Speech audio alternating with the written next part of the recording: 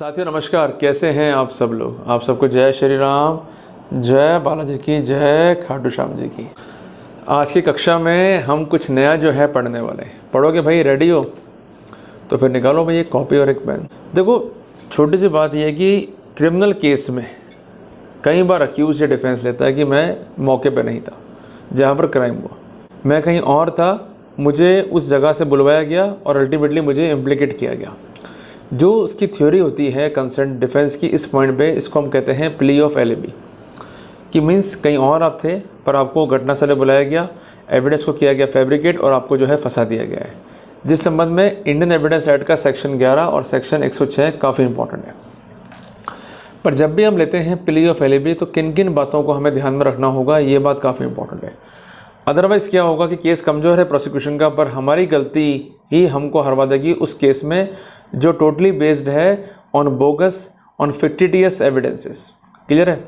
तो क्या करें, कैसे लड़ें, क्या डिफेंस की रहेगी स्ट्रेटजी, जिसको मैं डिस्कस करूंगा ऑनरेबल सुप्रीम कोर्ट की एक नवीन जजमेंट की लाइट में। जजमेंट है उमा बनाम स्टेट का। जजमेंट जो है प्रोनाउंस हुआ है ऑनरेबल सुप्रीम कोर्ट के द्वारा। जजमेंट है अक्टूबर 2024 का। जजमेंट हालांकि हमारे खिलाफ है, मीन्स डिफेंस के अगेंस्ट है, पर इसके बावजूद भी डिफेंस को कुछ शिक्षाएं ये जजमेंट जो है दे के जाता है कि जब भी केस को लड़ रहे हो तो किन किन बातों को जो है आपको ध्यान में रखना है। साथियों, इस केस को समझने के लिए हमें एक स्टोरी जो है लेनी होगी।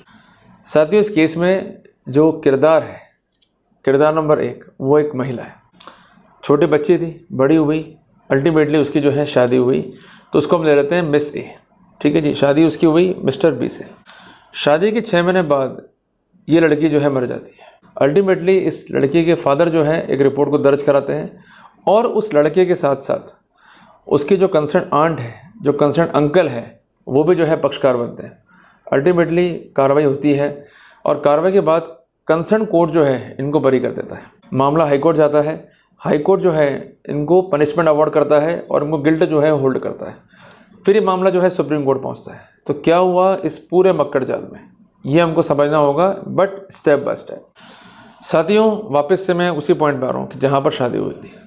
शादी हुई, सब कुछ ठीक चला। अल्टीमेटली लड़की जो है एक्सपायर भी हो गई, बट ये सूचना मिली कैसे है लड़की के फादर को। लड़की के फादर ने यहाँ पर एक रिपोर्ट दर्ज कराई। उनका कहना था कि मुझे कोई व्यक्ति हैं मिस्टर ई करके, उनके जरिए मालूम पड़ा कि मेरी बच्ची ने जो है पेंट का सेवन किया है। She has consumed the paint. उसको नियरेस्ट जो है गवर्नमेंट हॉस्पिटल में भर्ती कराया गया है, जहाँ पर उसे मृत घोषित किया गया। उसके मृत शरीर को मॉर्चरी में रखा गया। उसके बाद पंचनामा हुआ। इन द मीनवाइल इस केस में मैंने पुलिस रिपोर्ट करी और पुलिस ने जो है अपने इंक्वेस्ट को जो है होल्ड किया। तो पंचनामे के हिसाब से और इंक्वेस्ट के हिसाब से हमने अक्यूज नंबर 1 जो पति है उसको आइडेंटिफाई किया।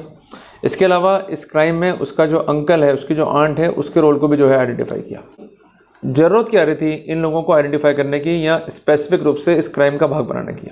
जो फादर थे लड़की के, उनका कहना यह था कि इस घटनाक्रम से पहले लड़की हमारे संपर्क में थी।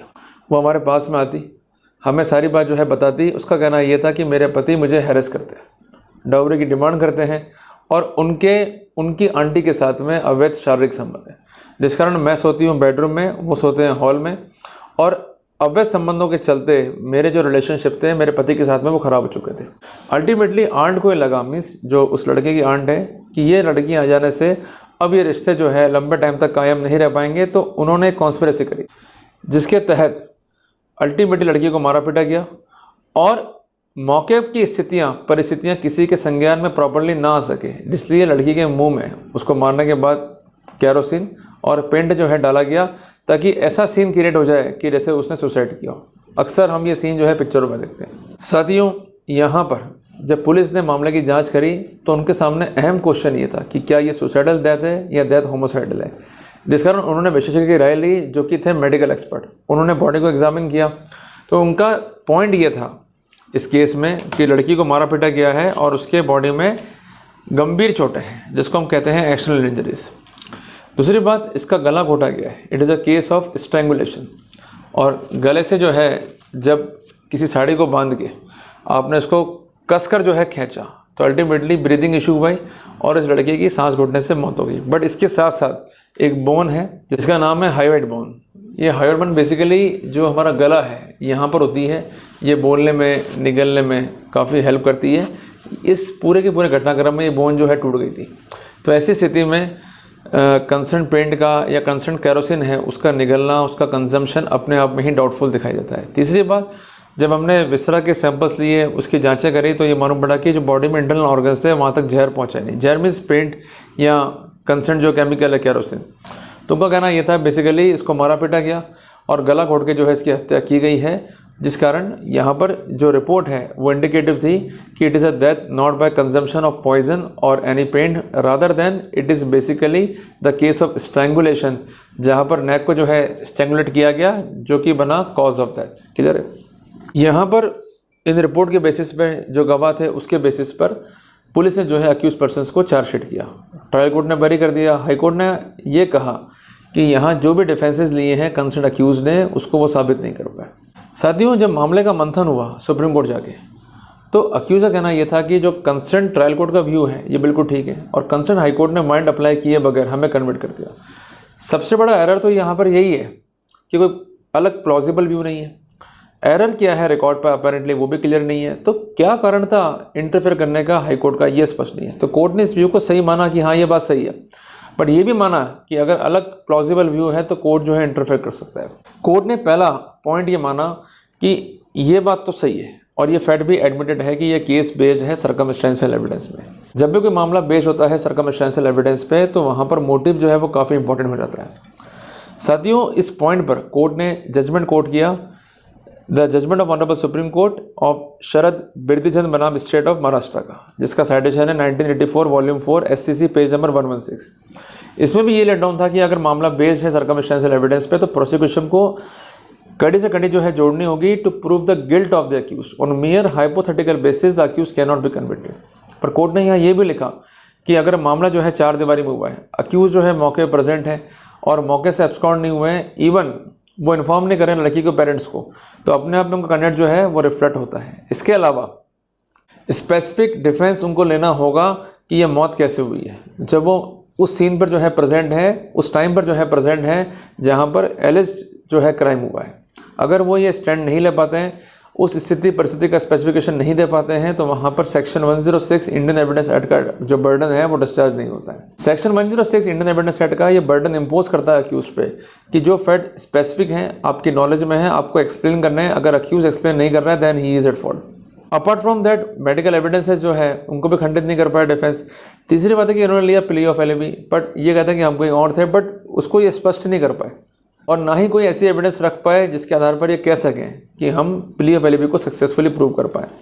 तो कोर्ट ने look into the fact and circumstances, ये माना कि भले ही केस सर्कमस्टेंशियल एविडेंस में, भले ही आई विटनेस नहीं है, बट यहाँ पर स्ट्रॉन्ग मोटिव जो है दिखाई दे रहा है कि इन दोनों के अवैध संबंध मीन्स उस लड़के के और उसकी आंट के, जिसके चलते ये हत्या करना एक पॉसिबल व्यू जो है दिखाई देता है। कोर्ट ने यह भी कहा कि जब कोई मैटर इस तरह का है कि वो बेस्ड तो सर्कमस्टेंशियल एविडेंस में, बट क्राइम जो है वो घर में हुआ है या किसी ऐसे प्रेमाइसिस में हुआ है जो कि ऑक्यूपेशन में अक्यूज के, तो ऐसी स्थिति में वो जो क्राइम हुआ है उसमें सर्कमस्टेंशियल एविडेंस का जो पॉइंट है बर्डन ऑफ प्रूफ का, उसमें हम कुछ लिबर्टीज़, उसमें कुछ छूट जो है दे सकते हैं। तो कोर्ट ने look into the fact circumstances, इस पॉइंट को भी जो है खिलाफ बना अक्यूज के और अल्टीमेटली कन्वर्ट कर दिया अक्यूज को। साथियों, ये सिर्फ एक फैसला है, बट ये फैसला में बहुत बातें जो है सिखा के जाता है। अगर केस बेस्ड है सर्कमस्टेंशियल एविडेंस पे तो सबसे पहले आपको ये देखना है कि FIR और चार्जशीट और जो अन्य गवाह हैं उनको लेकर पोजीशंस क्या है। दूसरी बात, जो मोटिव आप लेके चल रहे हो उसको लेकर सपोर्टिंग एविडेंसेस क्या है, सपोर्टिंग जो है डिफेंसेस क्या है।